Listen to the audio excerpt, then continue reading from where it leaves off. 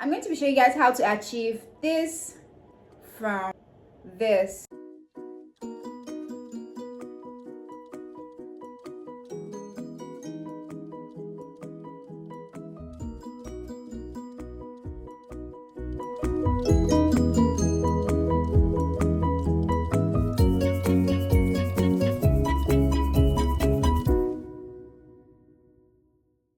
Hey besties, how you guys doing? Welcome back to my YouTube channel. If you're new here, my name is Ifoma. I'm a fashion designer and a pattern dressmaker.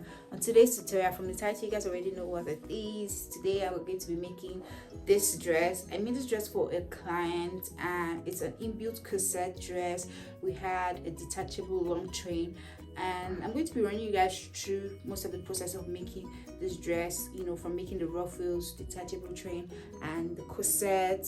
So if you want to see how this went down and you want to stay true to the process, you know, don't forget to give this video a thumbs up, subscribe, like, share, and on the dumbbell so you get notified when I post a new video.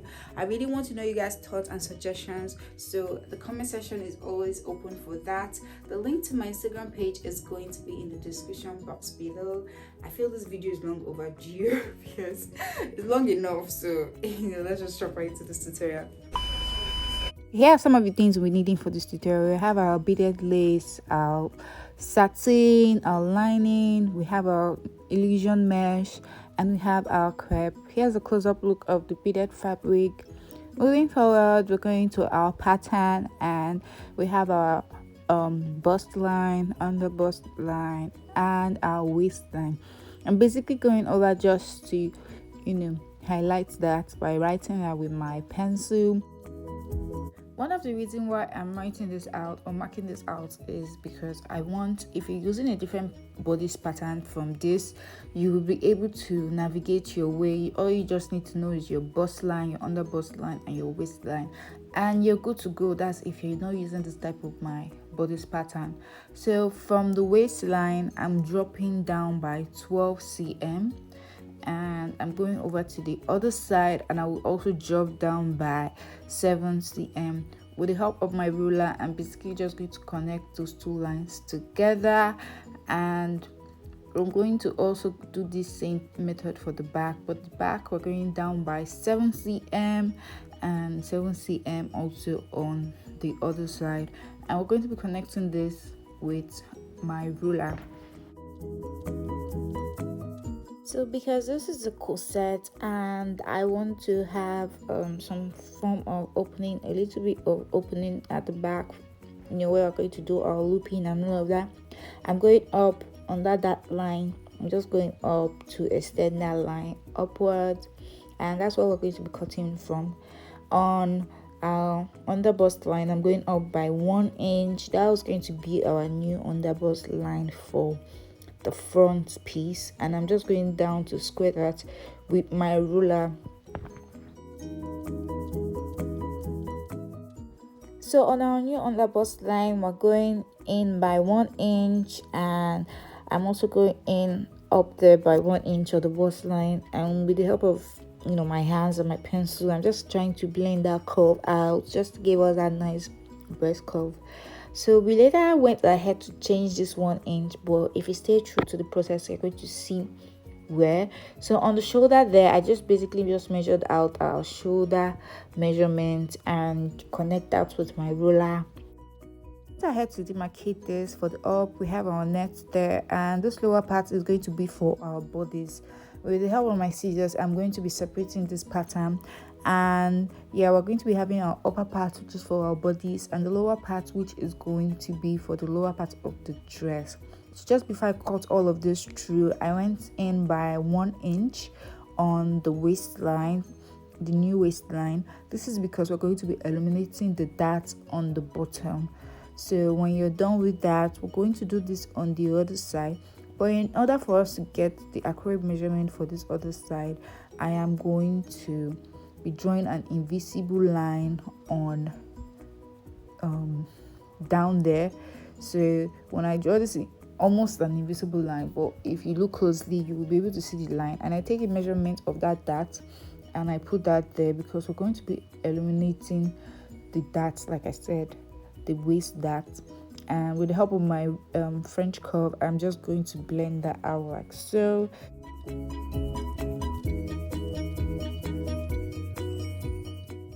Once I was done labeling all my piece, I just took that bottom part out because we're not going to be needing it for now. And this up part is going to be for the net. We're going to have the illusion mesh. So I'm going over to close my shoulder. That this is just to help me achieve, the nice breast cup shape we want. And once you're done closing all of this, you're going to be also drawing your new shoulder line.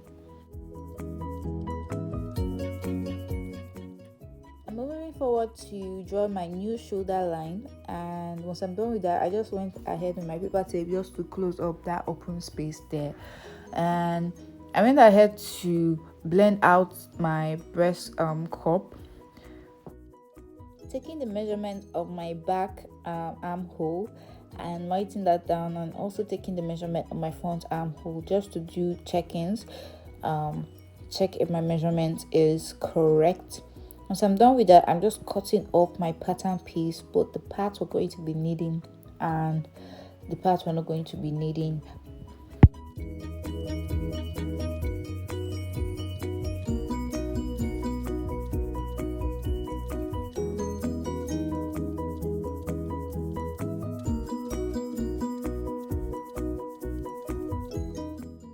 So I understand that not everybody uses the Natalie braid bodice pattern, and if you do not use the Natalie braid bodice pattern, you could easily navigate this by translating each of the lines to achieve the same result. The link to this bodice pattern is going to be in the description box, so you could check that out.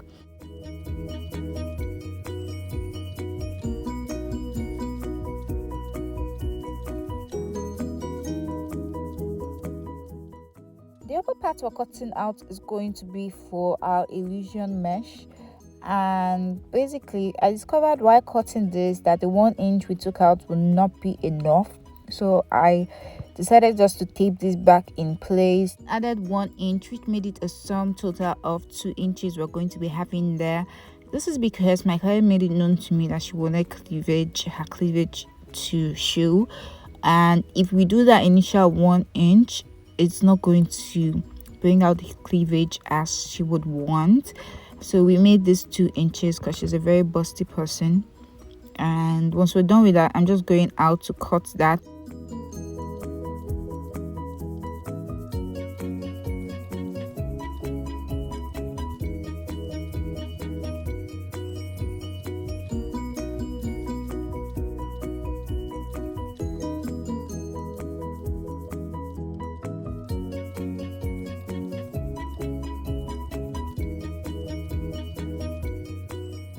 Once you're done cutting the sides, I'm going over to just take off my paper tape and cut off the darts, which is the excess, and this will create some form of a panel for us. So once I'm done cutting off the darts, I'll also move forward to just label my piece so I don't get confused, and then also go ahead to cut off all the excess darts.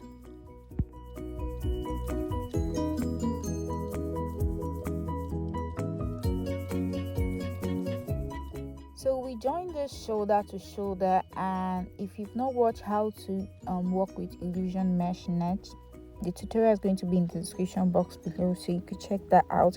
It's really helpful and it's going to help you for this tutorial. Remember that when you want to cut your illusion mesh, you're going to cut it horizontally, like the stretchy part is going to be horizontally, and when you're cutting this out, you're taking off all the excess. And I just basically just added 1 cm to the armhole. This will help us attach the sleeve. So if we're not adding any sleeve, I would usually not add this 1 cm to this. So after doing all the cutout on the crepe fabric and on the illusion mesh, this is what they all look like. We're going to be iron interfacing, or you could call this S-day on each, and from here you could see I already ironed S-day. So we're also going to be using our wording, and we just keep that aside for now. And here we have our crepe fabric, which we're going to be cutting out 2 inches. So this long strip you're going to be seeing here is what we're going to be inserting our boning into, and this is 2 inches. So this will help us prepare our boning case, and we're going to take this to our sewing machine, and when you fold this like so, you should have something that looks like this once you're done sewing. So guys, you're not turning this inside out, you're just going to openly press the seam, and it should look as flat as this when you openly press the seam.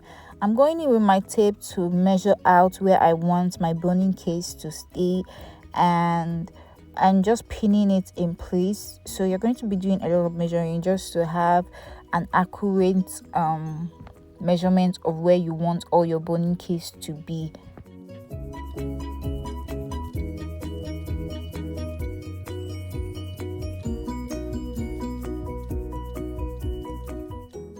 So you can insert as many boning case as you want depending on how much boning you have available, and the boning I'm using is not a sew-on boning, and I'm going to be showing you as we go on this tutorial.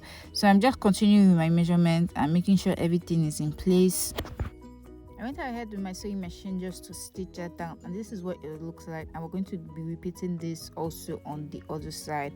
But before that, I'm going to be joining all the rest of the piece together.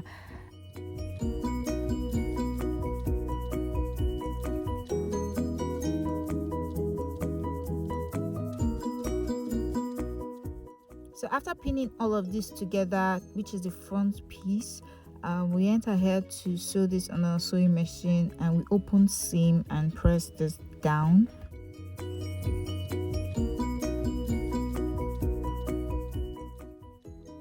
Now we're going to be keeping this aside and continuing with our back boning case, and as you can see, the open seam we pressed if you look carefully.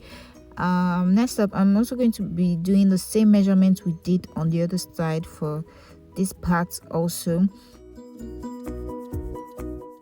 so we can evenly place our boning case. And I left out 2.5 inches from the center back. This is because I want to attach an eyelet to this, and I'm also going to be attaching a boning before I put the eyelet. We're going to have enough room or space for the eyelet and another boning at the center back. So once I'm done pinning all of this in place, I'm also going over to my sewing machine and I'll stitch that in place. This is what it looks like. It's already coming to life. So we're proceeding to the front part of the corset, and basically I'm just also inserting my boning case, leaving out my side sewing allowance. So whatever you have for your side sewing allowance, you're going to leave that out just so you don't stitch on your boning. So I'm just placing my boning case where I want my boning case to be, and once I'm done with that, I just cut off the excess strips.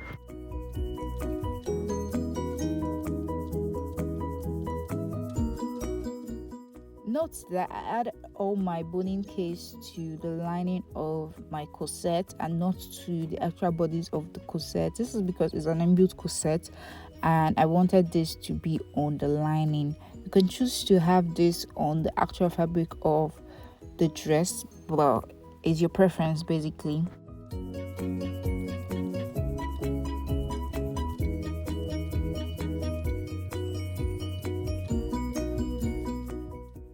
After pinning all of that, you should have something that looks like this, everything all stitched in place, and you can see the lining and the actual base of this corset.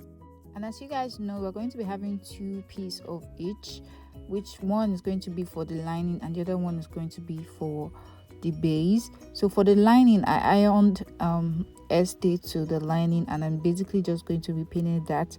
And for the main upper part of this breast cup is going to be wadding, so I'm going to iron wadding to the upper part. So I went ahead to pin all of this and go over to my sewing machine, and when I come back, all this is all stitched in place, and this is what it looks like after stitching this together. This is going to be for the lining. If you notice, on one side we already have our illusion mesh pinned to one side of our breast cup lining, and we're going to be repeating the same thing on the other side. So basically what we're doing is we're pinning the illusion mesh to the breast cup lining. After pinning all of this together, I took this to my sewing machine, and voila, we should have something that looks like this after stitching this in place. So we're moving forward to the base of this breast cup. So next up, I'm just basically going to be pinning the wadding piece we ironed to the crepe. I'm going to be pinning this, and this is going to be the outer part of our breast cup. I know this doesn't really look like a breast cup to you, and you'll be like, oh, how is this a breast cup? So my client is busty, and we didn't have to add any initial cup to this just to make the breast maybe pop out a bit more, but we just wanted this to be simple and plain. That's why we didn't add any breast cup. But if you're working with somebody that doesn't have bust, or it's not that busty, you could choose to add a breast cup to this.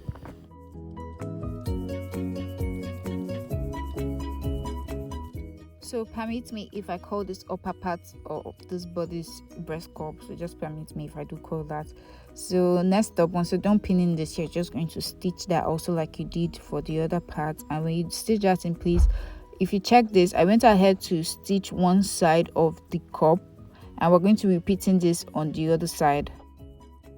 I went ahead to join this right side facing each other, and as you can see, I'm just pinning this.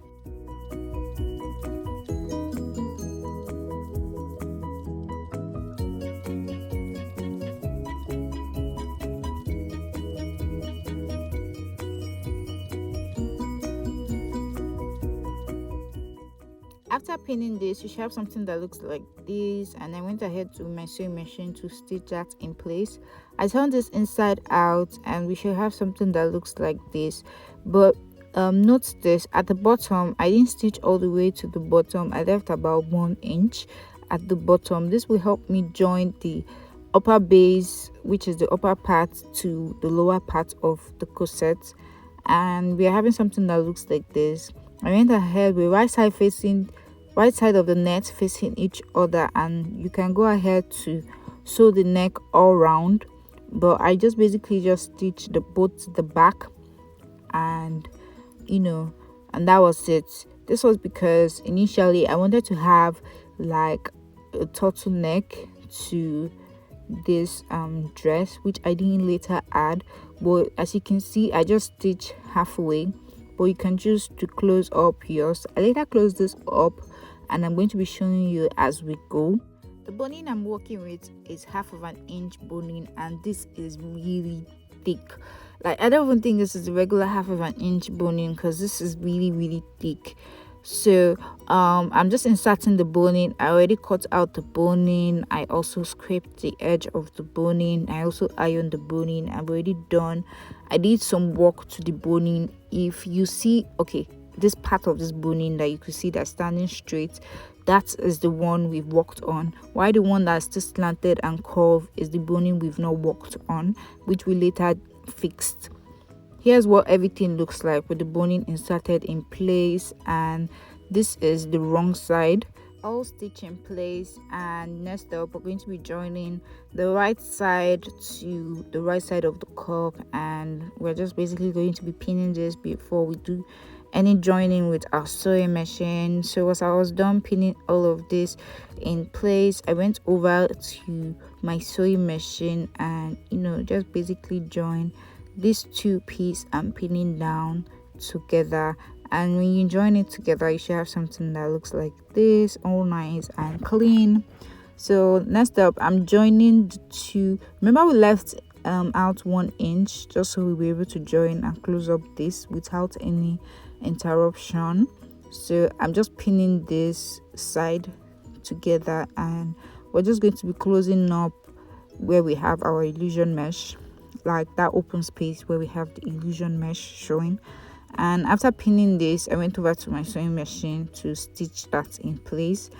and when we come back you should have something that looks like this. We have a little opening from the 1 inch we left out, but we're going to be closing that up and it's not going to be showing later.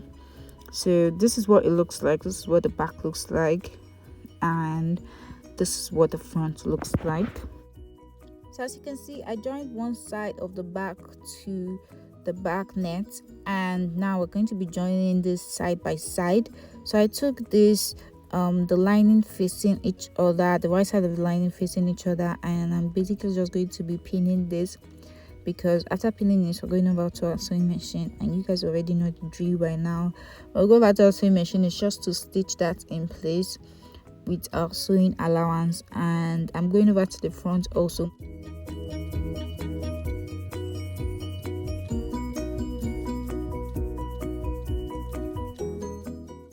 Once you're done stitching all of that, this is what it looks like. Oh yes, our corset is already coming to life. We're going to repeat the same step on this other side, and we're going to be joining the illusion mesh to the back piece that we have. So we're going to be facing this right side facing each other, and we're going to pin that down together just before we stitch this.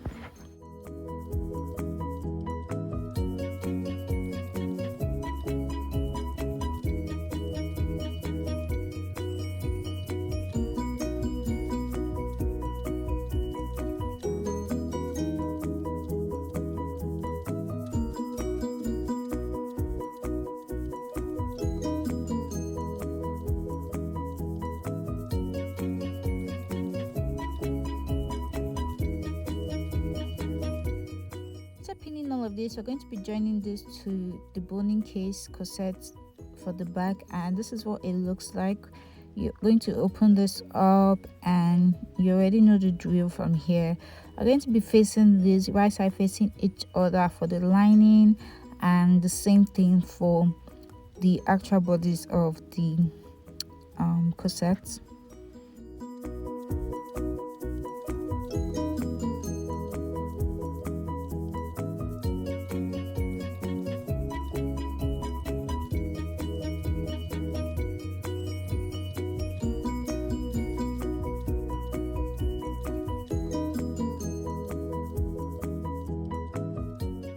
So after pinning this, it should look something like this, and we're going over to sew this. This is what the final looks look like with our boning sewn in place. Next up, I'm just going to fold this inside out, right side facing each other, and sew at 1/2 inch. Here's what it looks like, and we'll repeat the same step on this other side. Fold this right side facing each other and sew on 1/2 inch. I notched the tip over there just so I could turn this inside out and it will come out flawless. So here's what we're having, and this is what it looks like. So I went over my sewing machine, and I'm just sewing these two pieces together. This is just to get another boning case. So I sewed that about 0.65 inches, and this will help me attach or insert my boning that we have. So this is also just making another boning case. You're going to repeat the same step for both sides, and voila, this is what it looks like. And right here I'm just inserting my boning into this boning case, and this is what it looks like. Our corset is already coming out to life. So here's what the final look like on my dress form. Here's what the back look like with the boning inserted. So I decided to take this to the market to do the eyelets. I do have a machine that does eyelets at home, but the kind of eyelets the machine does is for big holes, and I just needed to change 1 or 2 things which will enable the machine do like smaller holes of eyelets. So I decided to take this to market since I don't have the key yet. Rather than me just buying a new key, I could just make this in the market. They do this in the market. Little did I know that this man was about to almost ruin this dress, because he messed this thing up. He fixed one side almost good. The other side, the holes he made were too big, which made the eyelet started drifting from the fabric. So if you watch my YouTube video, I'm sure one or two times you must have seen this machine on my table. And here's what it's looking like. You can see one side is crooked, the other side is almost good, but this other side is just terribly wrong. I was so pissed. Like, how do I fix this? And I couldn't do anything because the deed was already done, and it's just like me almost starting this dress again and taking it back to the market to fix. But anyways, here's what it looks like after I fixed the eyelet to the dress, which it was just looking, it wasn't what I wanted, but I had to stick with this and try and fix it my way. You guys are going to see how I fix this. So here are some of the trimmings we're going to be using for this tutorial, and we have our rhinestones. So I got the small rhinestones and I got these oval shaped rhinestones also. So I got 2 packs of oval shaped rhinestones.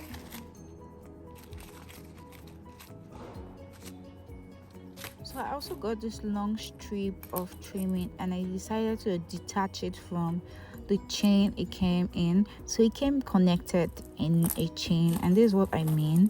So I decided to just disconnect this one by one just to get this smaller piece.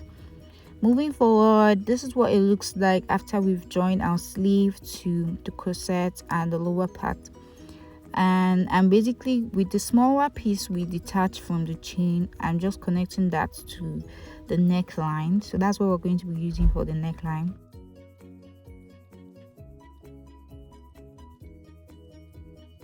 So if you notice how we already taped, use nylon to protect our dress form this time around. So I just basically just protect my dress form with nylon just so the hot glue gun doesn't get to my dress form.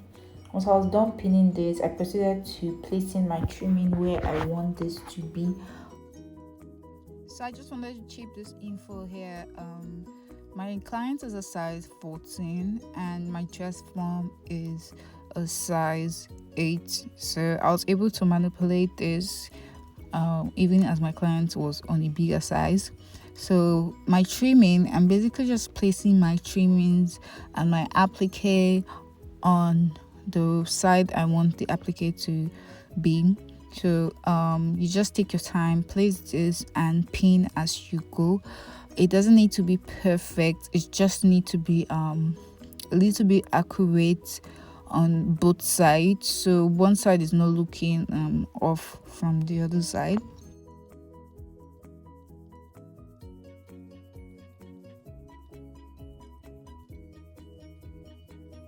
So what I'm doing is just taking my time, pinning the necessary place, and placing my applique where I want it to be and checking it out.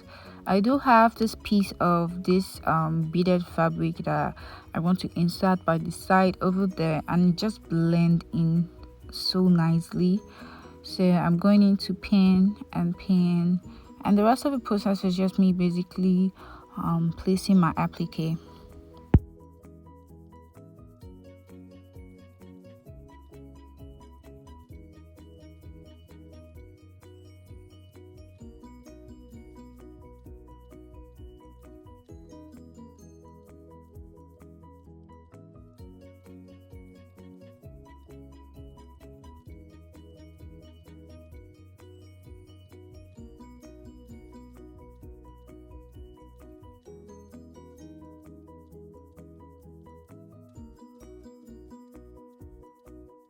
So the good thing about pinning this in place, it gives you a visual of what you want before you start gluing this in place.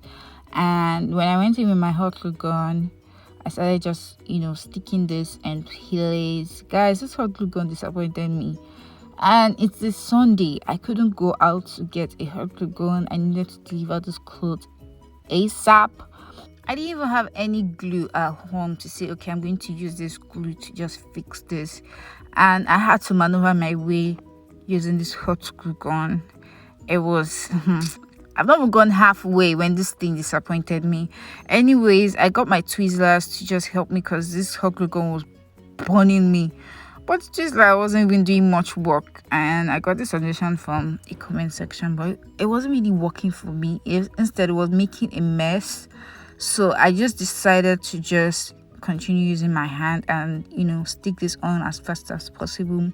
I'll be easy that I don't know how to use the twizzlers for this project, but anyways, I ended up using my hand and I got burnt multiple times.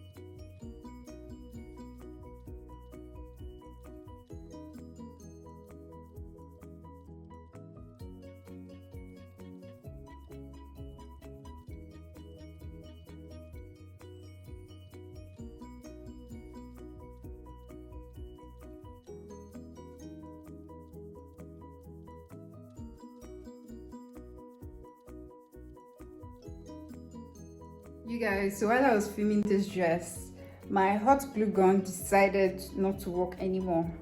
It was a really horrible experience yesterday, and I would say yesterday because this was early this morning, sometime around because I started working on this dress around 10 and I was there till about 3 a.m. in the morning, and I needed to really deliver this dress today. So you guys, that's why I couldn't like film the whole process of me using the hot glue gun on the dress. But I'm sure from our previous tutorial you have an idea of how to do this.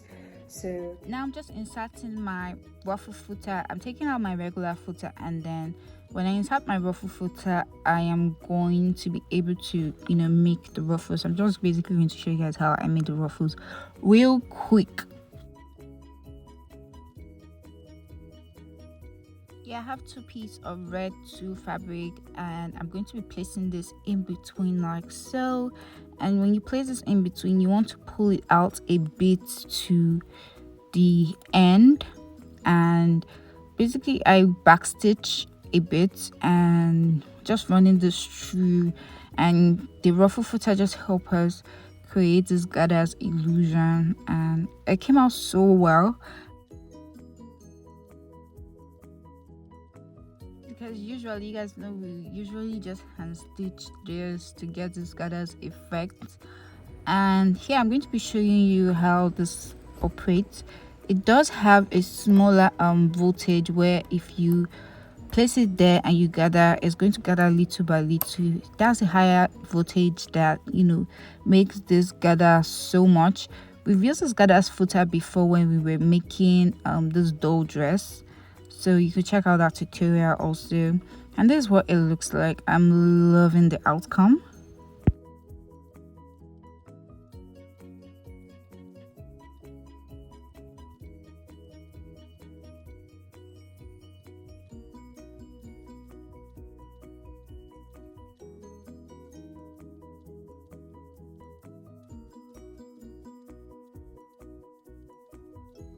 here's what it looks like, and this is me laying this layer by layer. I'm still going to fill up that place we have the satin, but this is me laying this down layer by layer just to get this ruffle effect, and it looks pretty good.